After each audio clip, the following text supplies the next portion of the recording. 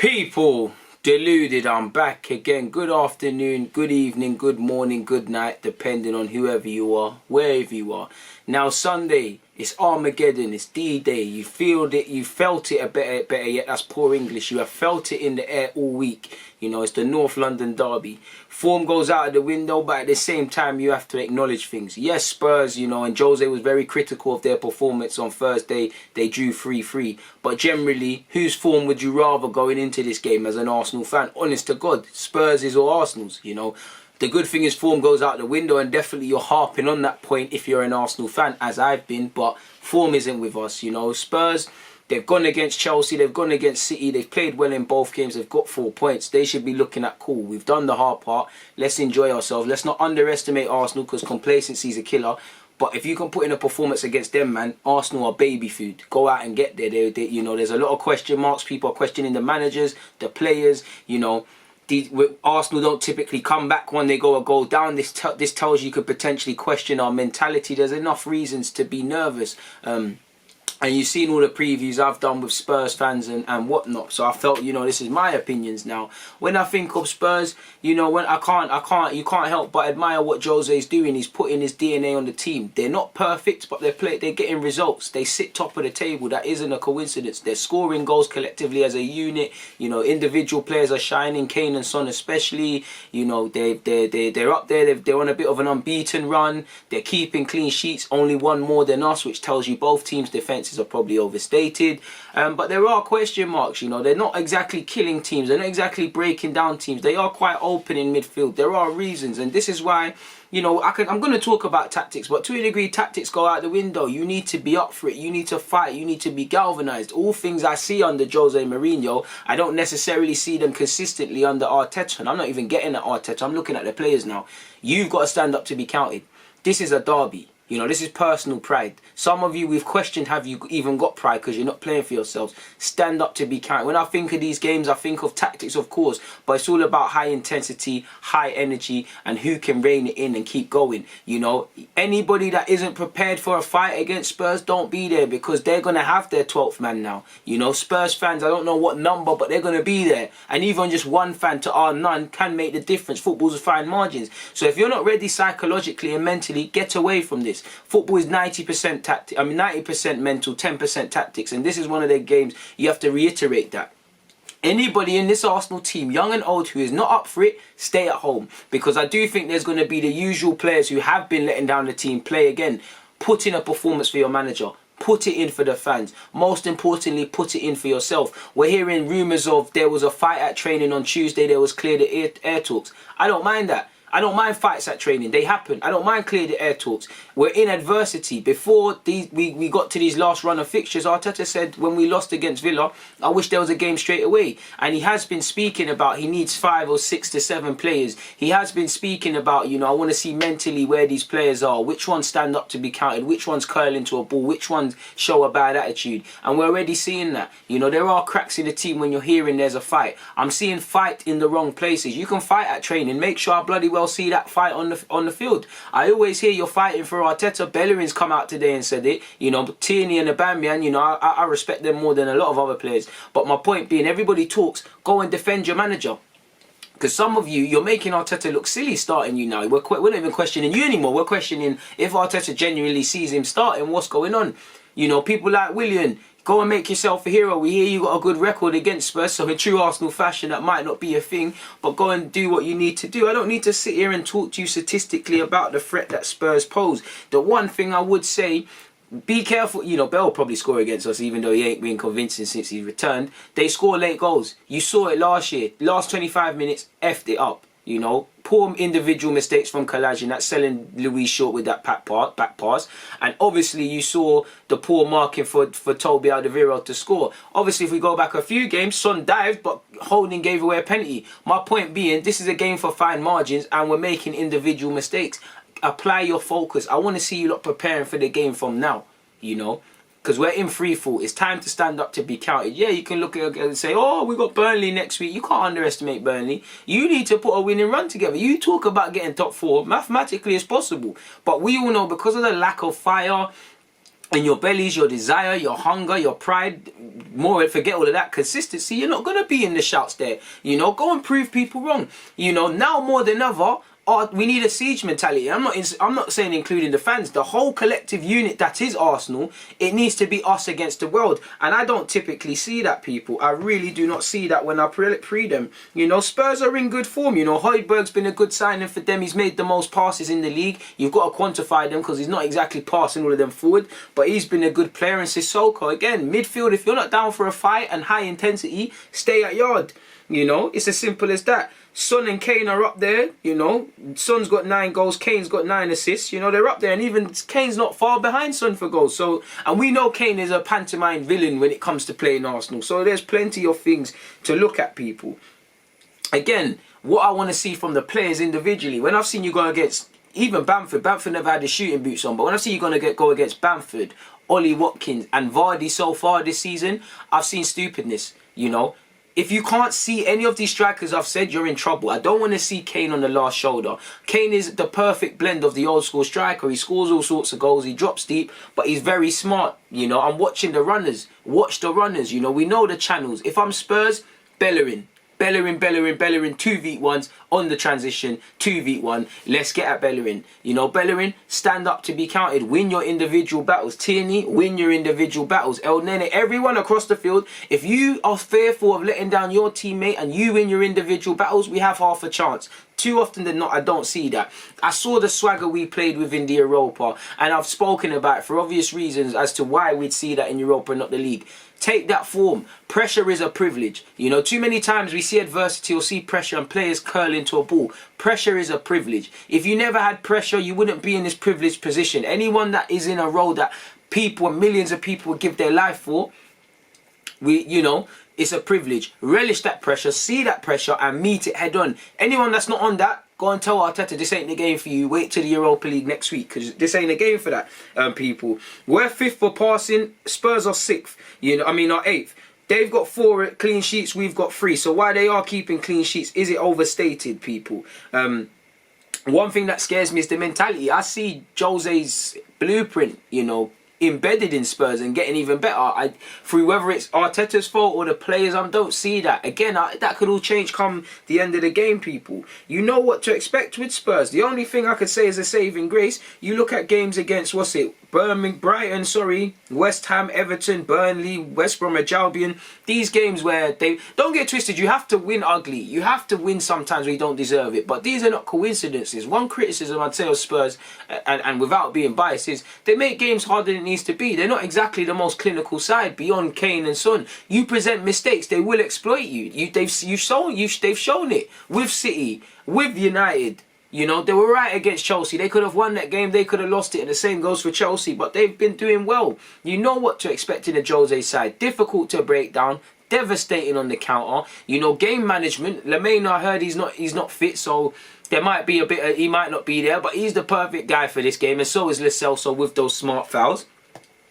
Stand up to be counted. It's as simple as that, people. You know, Spurs have 20. They're on an unbeaten run. They've scored 21 goals. Only 2 teams in the league can say they've done better than that. So the team should be confident. You know, if Spurs lose this, it'll be because they've got complacent and thought there was a challenge in which Jose will blast them. And I'm sure you all saw the fixture yesterday, and they played a couple of strong. They named you know, seeing players I would have thought would have been given the day off. So how much will that play a factor?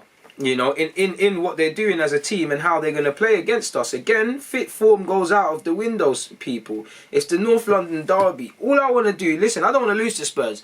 But against Wolves, I didn't see it.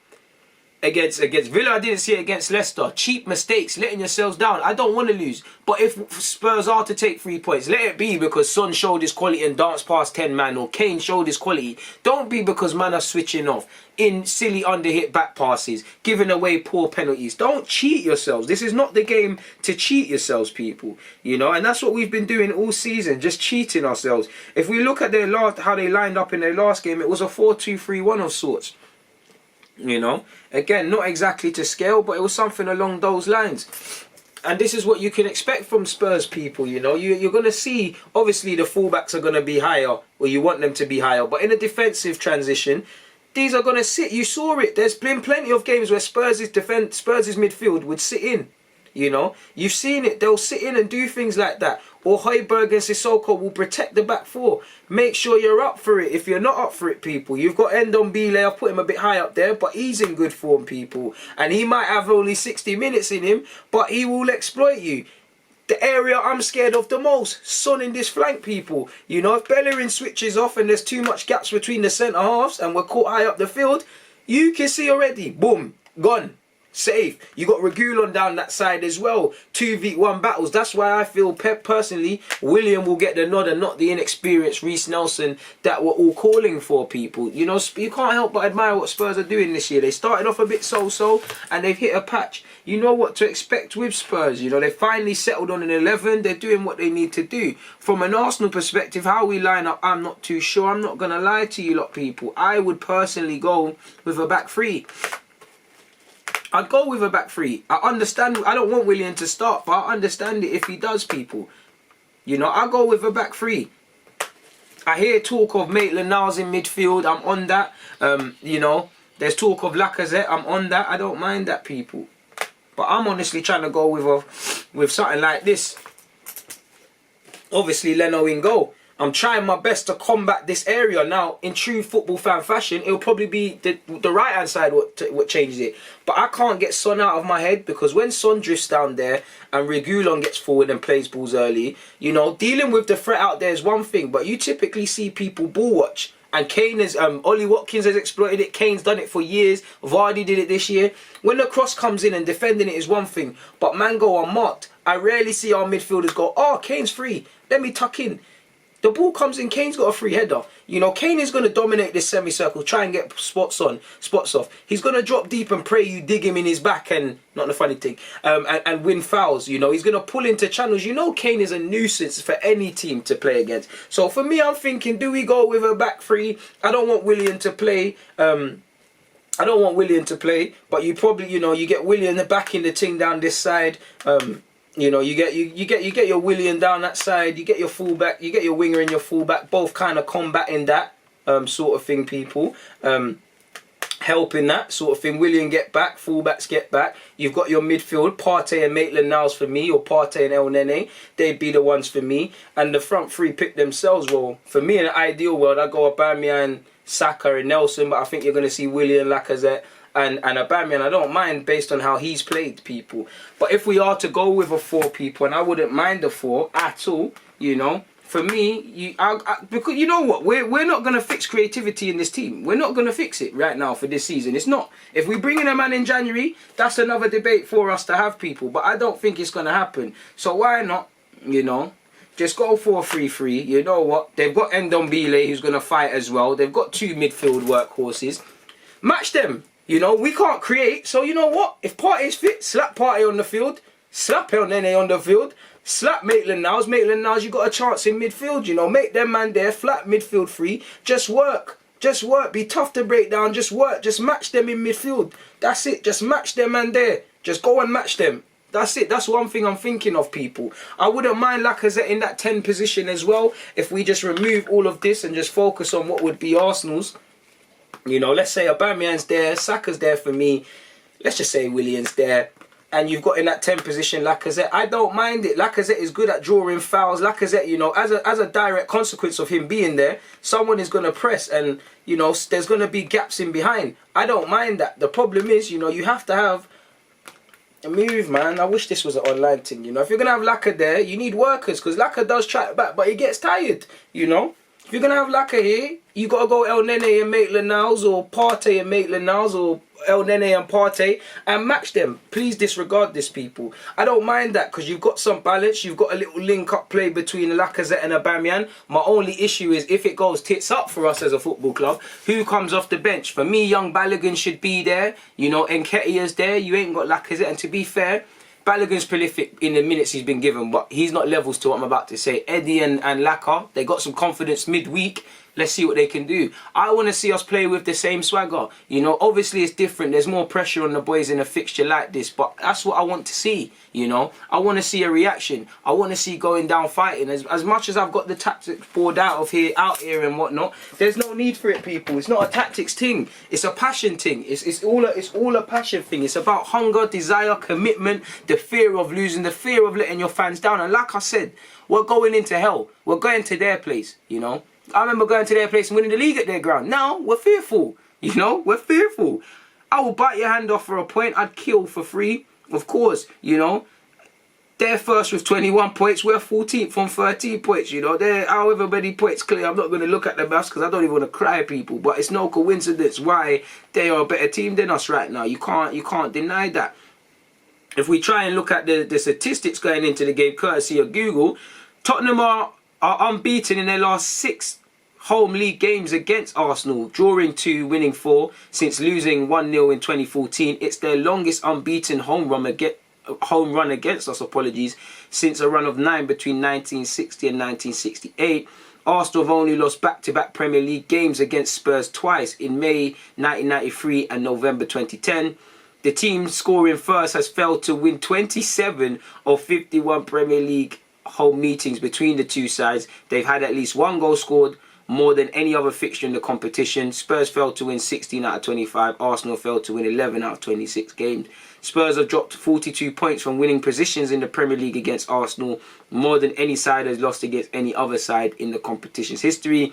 This will be the lowest of the table. Arsenal have been going into the North London derby since August 1993, when they sat 21st after just 1 game, courtesy of a 1-0 victory at White Hart Lane, courtesy of a header from Ian Wright. So we're going to be in issues, people. So we're going to have to see, man. We're going to have to be at it. I'm trying to be positive. I don't think it's a game for managers to tell every player, if you cannot be up for the North London derby, the only actual derby that actually lives up to expectation in the league, forget about it. Forget about it, you know. And I asked you, could you be out after the international break? Could you be out before it? Could you be out against Wolves going into this game? You know, you failed every test. We haven't had a cerebral approach. I don't believe in our capabilities to get top 4, much less winning this game. We're at the point now the players have to believe in themselves and give belief to the fans, because the fans have been gassing it. But we're at where we're at. Whether we win, lose or draw, we all know the same names that we typically, you know, expect a performance from. You know, I expect Tierney to do well. Again, if he gets ripped, he gets ripped. Saka, young Saka, I have more faith in him than several experienced players.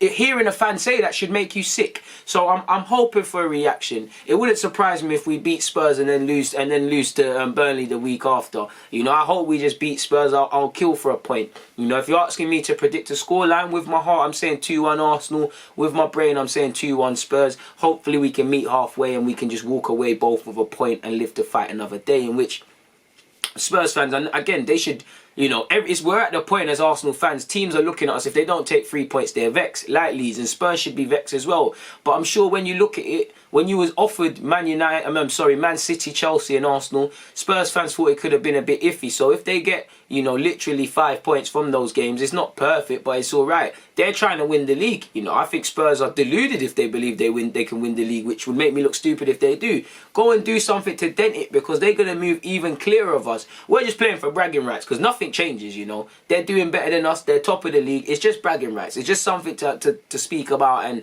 and we can finally watch Match of the Day for the first time in a while. But it's down to the players. So we'll see what they're saying. On that note, yeah, man, hopefully we can beat Spurs in this game, you know. But like I said, in relation to the Tottenham Hotspur versus Arsenal preview, these are my thoughts, people. Please let me know yours. Please get in the comments. Please make sure you hit the like button. On that note, though, people, Deluded, I'm out.